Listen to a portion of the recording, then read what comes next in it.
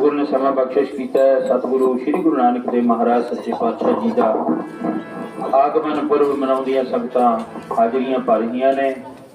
इस पड़ा दी संगतां ने बहुत वधिया उद्यम उपराला किया है। सो अज इत्थे है ते कल नूं ओह गली दे सिरे दे उत्ते परले पासे उत्थे भी कल नूं पड़ा है। सो संगतां आओ धन कलगीधर पातशाह बाज नूं याद करो। जी याद करो पुकार कलगियां वाले दे, याद करो पुकार कलगियां वाले, ओ याद करो पुकार कलगियां वाले दे, याद करो पुकार कलगियां वाले दे, याद करो पुकार कलगियां वाले दे, याद करो पुकार कलगियां वाले दे। पिता बारिया माता बारी, पिता बारिया माता बारी, पिता बारिया माता बारी, पिता बारिया माता बारी, पिता बारिया माता बारी, पिता बारिया माता बारी। सारे सारे लाल पुराण याद करो पुकार कलगियां वाले दे,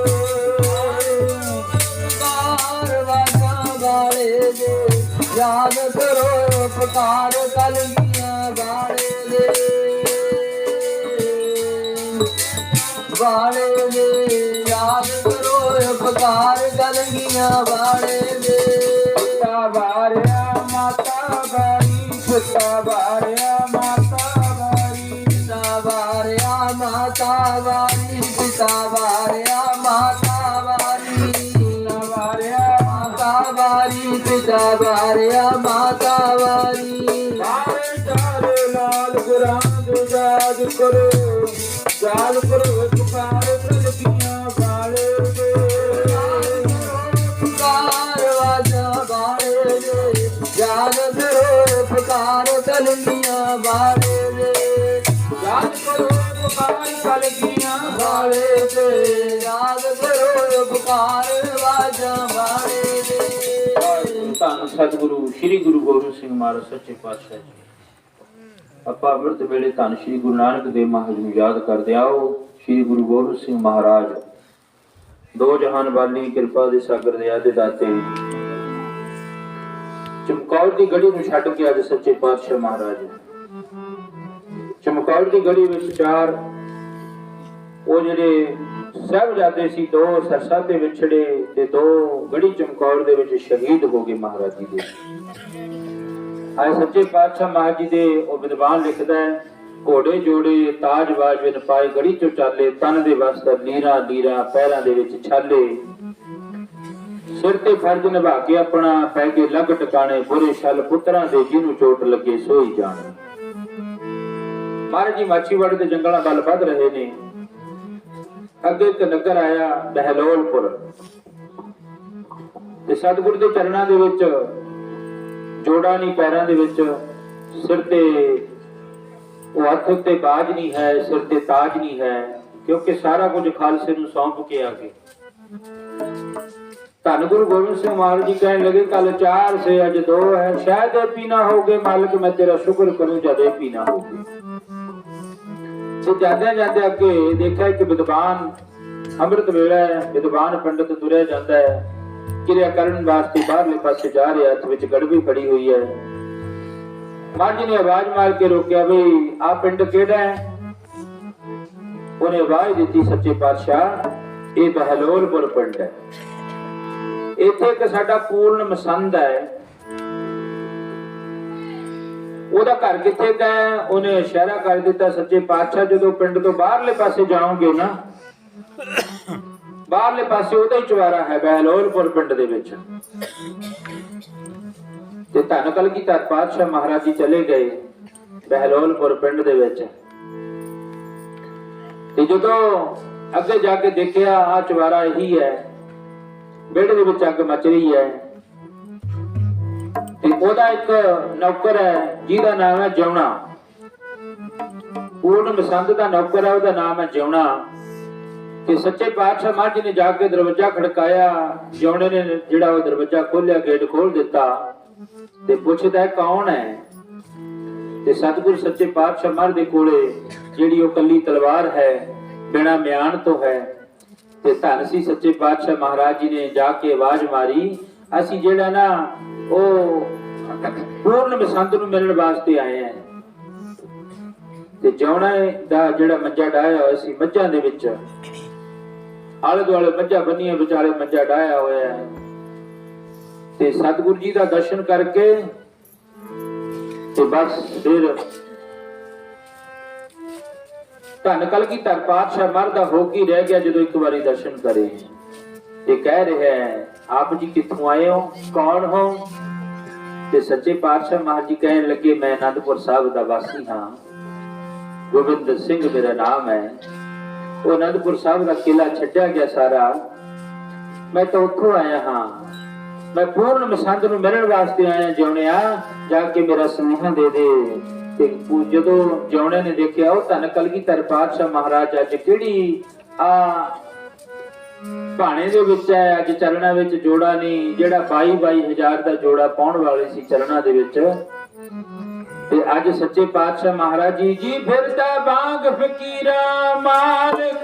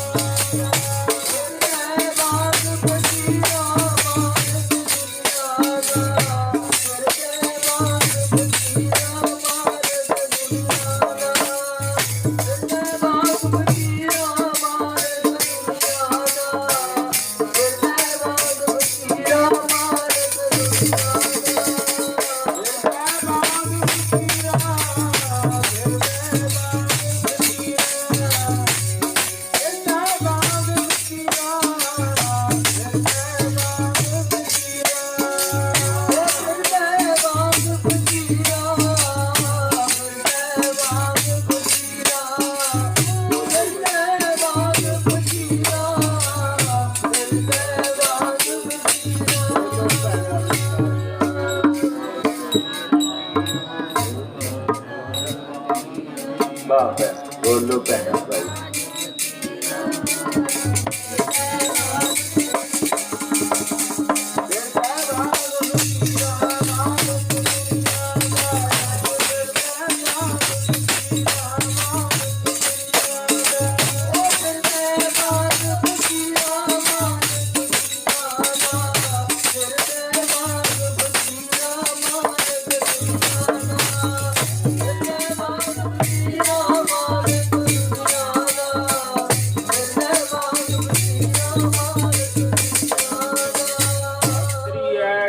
बड़ी है, पोह दा महीना चल रहा है ते धन कलगीधर पातशाह महाराज जी ने पोह दे महीने विच कहता सरसा दे कंढे उत्ते आसा जी दी वार दा कीर्तन 2 बजे होना चाहिए।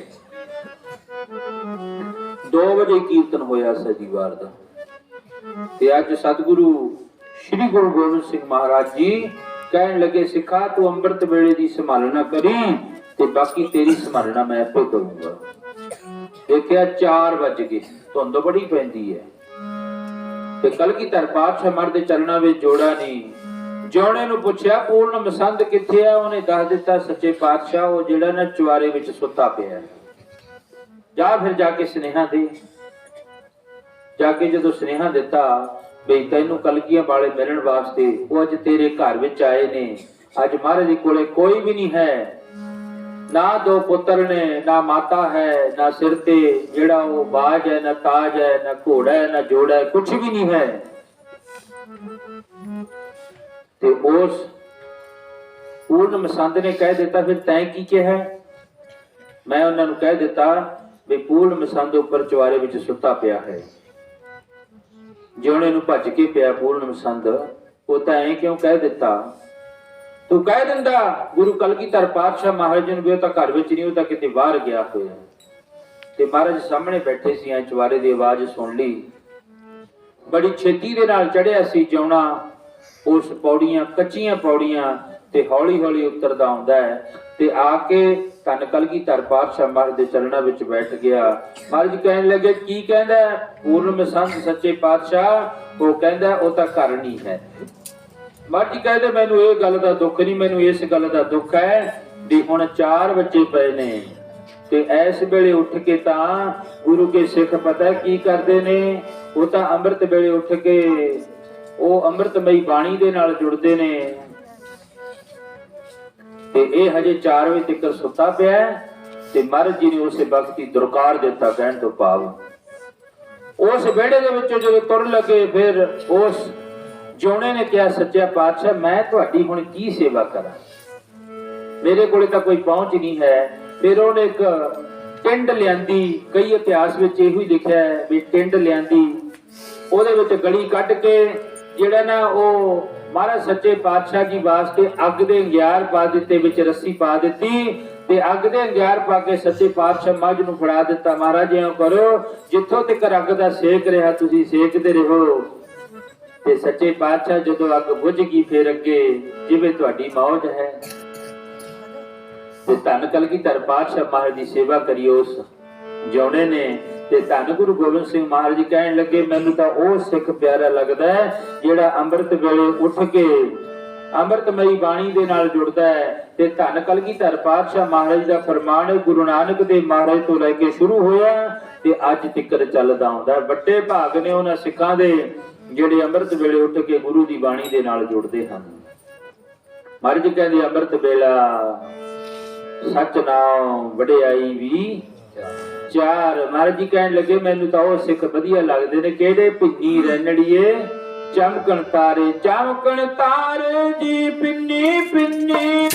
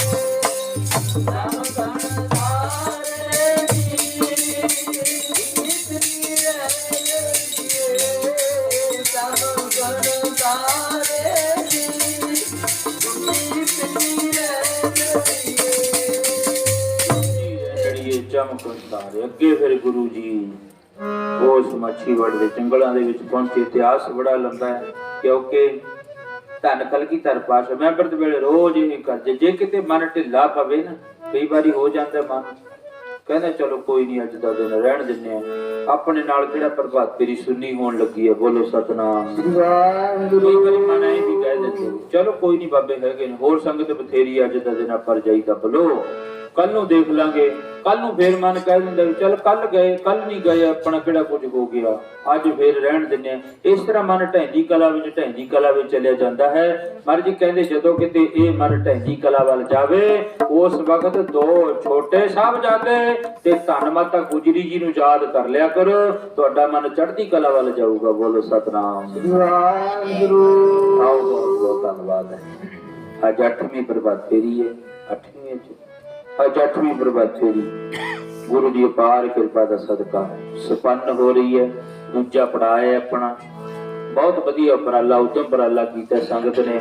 ਆ ਕੇ ਮੈਨੂੰ ਭੈਣਾਂ ਨੇ ਕਿਹਾ ਵੀ ਜਿਹੜਾ ਇੱਥੇ ਅਸੀਂ ਪੜਾਅ ਰੱਖਣਾ, ਅਸੀਂ ਹੱਥ ਬੰਨ੍ਹਦੇ ਉਸੇ ਵਕਤ ਭਾਈ ਜਿੱਥੇ ਤੁਹਾਡਾ ਹੁਕਮ ਹੋਇਆ, ਜਿੱਥੇ ਤੁਸੀਂ ਕਹਿ ਦੋਗੇ ਵੀ ਬੈਠ ਇੱਥੇ ਬਾਜਾ ਵਜਾ, ਅਸੀਂ ਉੱਥੇ ਹੀ ਲੱਗ ਜਾਾਂਗੇ ਵਜਾਉਣ। ਬੋਲੋ ਸਤਿਨਾਮ ਵਾਹਿਗੁਰੂ ਜੀ। ਕੱਲ ਨੂੰ ਉਧਰ ਭਾਈ ਵੀਰ ਬੱਲਾ ਸਿੰਘ ਜੀ, ਭਾਈ ਗੋਬਿੰਦ ਸਿੰਘ ਦੇ ਘਰ ਦੇ ਨਾਲ ਹੈ ਭਾਈ ਵੀਰ ਬੱਲਾ ਜੀ, ਉਹਨਾਂ ਦੇ ਗ੍ਰਹਿ ਵਿਖੇ ਜਾ ਕੇ ਉਸ ਤੋਂ ਬਾਅਦ ਆ ਕੇ ਫੇਰ ਆਪਣੀ ਉਹ ਸਾਹਮਣੇ ਉਹ ਗਲੀ ਦੇ ਮੋੜ ਦੇ ਉੱਤੇ ਪਿਛਲੇ ਸਾਲ ਵੀ ਉੱਥੇ ਆਪਾਂ ਪੜਾ ਕੀਤਾ ਸੀ, ਐਤਕੀ ਆਪਾਂ ਉੱਥੇ ਪੜਾ ਕਰਨਾ ਹੈ।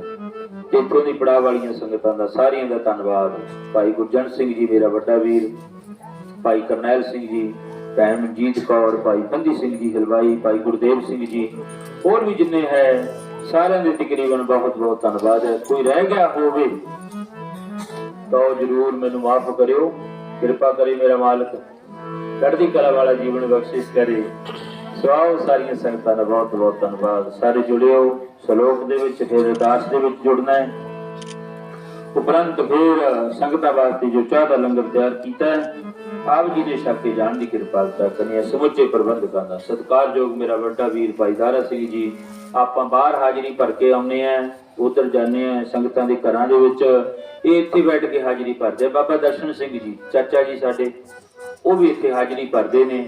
ਇਸ ਕਰਕੇ ਮਹਾਰਾਜ ਕਿਰਪਾ ਕਰੇ ਜਿੰਨੀ ਹਾਜ਼ਰੀ ਆਪਣੀ ਲੱਗਦੀ ਹੈ ਉਨੀ ਇਹਨਾਂ ਦੀ ਵੀ ਹਾਜ਼ਰੀ ਉੱਥੇ ਲੱਗਦੀ ਹੈ। ਕਿਉਂਕਿ ਜਿਵੇਂ ਕਲਗੀਧਰ ਪਾਤਸ਼ਾਹ ਮਹਾਰਾਜ ਜੀ ਨੇ ਕਿਹਾ ਸੀ ਵੀ ਹਾਜ਼ਰ ਗੈਰ ਹਾਜ਼ਰ, ਗੈਰ ਹਾਜ਼ਰ ਹਾਜ਼ਰ। ਮਹਾਰਾਜ ਨੇ ਸਿੰਘਾਂ ਨੇ ਪੁੱਛਿਆ ਮਹਾਰਾਜ ਇਹ ਕੀ ਗੱਲ? ਕਹਿੰਦੇ ਉਹ ਨੇੜੇ ਰਾਸ ਪੈਂਦੀ, ਸਿੰਘ ਉੱਥੇ ਰਾਸ ਦੇਖਣ ਵਾਸਤੇ ਚਲੇ ਗਏ ਤੇ ਅੱਧੇ ਕੁ ਦੇਖਣ ਵਾਸਤੇ ਚਲੇ ਗਏ ਤੇ ਅੱਧੇ ਕੁ ਮਹਾਰਾਜ ਦੇ ਜਿਹੜਾ ਪੰਡਾਲ ਦੇ ਨਾਲ ਸੀ ਉਹ ਡਰਦੇ ਸੀ। ਜਿਹੜੇ ਗਏ ਕਹਿੰਦੇ ਜੇ ਉੱਠ ਖੜੇ ਮਹਾਰਾਜ ਪਤਾ ਨਹੀਂ ਕੀ ਸਜ਼ਾ ਦੇਣਗੇ। ਜਿਹੜੇ ਪੰਡਾਲ ਕੋਲੇ ਬੈਠੇ ਸੀ ਉਹ ਕਹਿੰਦੇ ਜੇ ਆਪਾਂ ਵੀ ਵਗ ਜਾਂਦੇ ਫੇਰ ਕਿੱਡੀ ਗੱਲ ਸੀ। ਇਸ ਕਰਕੇ ਤੇ ਉਹ ਹਾਜ਼ਰੀ ਇਹਨਾਂ ਦੀ ਵੀ ਮਹਾਰਾਜ ਸੱਚੇ ਪਾਤਸ਼ਾਹ ਚਲੋ ਪ੍ਰਵਾਨ ਕਰੇ। ਸਾਰੀਆਂ ਸੰਗਤਾਂ ਦਾ ਬਹੁਤ ਬਹੁਤ ਧੰਨਵਾਦ ਹੈ। ਰਹਿੰਦਾ ਇਸੇ ਤਰ੍ਹਾਂ ਸਮਾਗਮ ਭਾਈ, ਤੁਹਾਡਾ ਆਪਣਾ ਸਮਾਗਮ ਹੈ, ਮਨ ਵਿੱਚੋਂ ਇਹ ਕੱਢ ਦਿਓ ਵੀ ਬਾਬੇ ਦਾ ਸਮਾਗਮ ਹੈ, ਫੇਰ ਨਹੀਂ ਆਪਾਂ ਪਾਸ ਹੋਣਾ ਹੈ। ਜੇ ਤੁਸੀਂ ਇਹ ਕਹਿ ਰਹੇ ਵੀ ਬਾਬੇ ਦਾ ਸਮਾਗਮ ਹੈ, ਬਾਬੇ ਦੀ ਪ੍ਰਭਾਤ ਫੇਰੀ ਹੈ, ਫਿਰ ਆਪਾਂ ਪਾਸ ਨਹੀਂ ਹੋ ਸਕਦੇ। ਇਹ ਕਹੋ ਬਈ ਇਹ ਸਾਡਾ ਆਪਣਾ ਸਮਾਗਮ ਹੈ, ਸਾਡਾ ਗੁਰਦੁਆਰਾ, ਸਾਡਾ ਆਪਣਾ ਸਮਾਗਮ ਹੈ, ਅਸੀਂ ਤੁਰਾਂਗੇ ਤਾਂ ਬਾਬਾ ਸਾਡੇ ਮਗਰ ਤੁਰੂਗਾ। ਮਨ ਵਿੱਚ ਇਹ ਰੱਖ ਕੇ ਤੁਰਿਓ। ਜੇ ਤੁਹਾਡੇ ਮਨ ਵਿੱਚ ਹੋਇਆ ਵੀ ਜੇ ਬਾਬਾ ਉੱਥੇ ਅਸੀਂ ਨਹੀਂ ਜਾਂਦੇ ਗੁਰਦੁਆਰੇ, ਫੇਰ ਨਹੀਂ ਕੁਝ ਬਣਨਾ। ਬੋਲੋ ਸਤਿਨਾਮ ਵਾਹਿਗੁਰੂ। ਮੇਰੇ ਕੋਲ ਨਾਨਕ ਕਹੂਗਾ ਯਾਰ ਮੇਰੇ ਕੋਲੇ ਆਉਣਾ ਸੀ, ਤੁਸੀਂ ਉਹਦੇ ਕੋਲੇ ਕੀ ਲੈਣ ਜਾਣਾ ਸੀ? ਮੇਰੇ ਕੋਲੇ ਆਉਂਦੇ ਫੇਰ ਤੁਹਾਡੀ ਹਾਜ਼ਰੀ ਲੱਗਦੀ। ਇਹ ਕਰਕੇ ਮਨ ਵਿੱਚੋਂ ਜਮਾ ਧਰਮ ਭੁਲੇਖਾ ਕੱਢ ਦਿਓ, ਕੱਢ ਕੇ ਗੁਰੂ ਦੇ ਚਰਨਾਂ ਦੇ ਵਿੱਚ ਆਉਣਾ। ਇਹ ਨਹੀਂ ਕਹਿਣਾ ਵੀ ਫਲਾਣਾ ਜੇ ਉੱਥੇ ਤਾਂ ਅਸੀਂ ਜਾਵਾਂਗੇ, ਜੇ ਉਹ ਨਹੀਂ ਉੱਥੇ ਆਉਂਦਾ ਫੇਰ ਜਾਵਾਂਗੇ ਅਸੀਂ। ਇਹ ਸਾਰਾ ਕੁਝ ਮਨ ਦੇ ਵਿੱਚੋਂ ਭਰਮ ਭੁਲੇਖੇ ਕੱਢ ਕੇ ਗੁਰੂ ਦੇ ਚਰਨਾਂ ਦੇ ਨਾਲ ਜੁੜਨਾ। ਉਹ ਦਾਤਾ ਗੁਰੂ ਨੇ ਦੇਣੀ ਹੈ, ਮੈਂ ਨਹੀਂ ਕੁਝ ਦੇਣੀ, ਅਸੀਂ ਤਾਂ ਮੰਗਣ ਵਾਲੇ ਆ। ਅਸੀਂ ਤੁਹਾਤੋਂ ਮੰਗਾਂਗੇ, ਗੁਰੂ ਤੁਹਾਨੂੰ ਦੇਊਗਾ। ਅਸੀਂ ਮੰਗਣ ਬਾਅਦ ਹੀ ਅੰਮ੍ਰਿਤ ਵੇਲੇ ਸਾਰਾ ਪਰਿਵਾਰ ਤੁਰਦਾ ਹੈ, ਤੁਹਾਡੀ ਕਿਰਪਾ ਹੈ। ਇਸ ਕਰਕੇ ਉਦਮ ਉਪਰਾਲਾ ਤੁਸੀਂ ਦਿੰਦੇ ਹੋ। ਤੁਹਾਡਾ ਮਨ ਵਿੱਚ ਭੈ ਹੁੰਦਾ ਹੈ, ਸਾਨੂੰ ਐ ਹੁੰਦਾ ਵੀ ਜੇ 4 ਵਜ ਗਏ, 4:30 5 ਵਜ ਗਏ ਉੱਠਦਿਆਂ ਨੂੰ, ਫਿਰ ਸੰਗਤ ਕਹੂਗੀ ਬਾਬਾ ਤੂੰ ਤਾਂ ਆਪ ਤਾਂ ਉੱਠਿਆ ਨਹੀਂ ਹਜੇ ਤੱਕ, ਤੇ ਸਾਨੂੰ ਕੀ ਗੱਲ ਕਹਿੰਦਾ ਸੀ। ਇਸ ਕਰਕੇ ਡਰਦੇ ਮਾਰੇ ਅਸੀਂ ਸਿੱਧੇਹਾਂ ਉੱਠਦੇ ਹਾਂ। ਬੋਲੋ ਸਤਿਨਾਮ। ਆਓ ਬਹੁਤ ਬਹੁਤ ਧੰਨਵਾਦ ਹੈ ਸਾਰੀਆਂ ਸੰਗਤਾਂ ਦਾ। ਮਹਾਰਾਜ ਕਿਰਪਾ ਕਰੇ। ਚਾਹ ਦਾ ਲੰਗਰ ਤਿਆਰ ਹੈ, ਤਿਆਰ ਹੈ ਜੀ ਚਾਹ ਦਾ ਲੰਗਰ।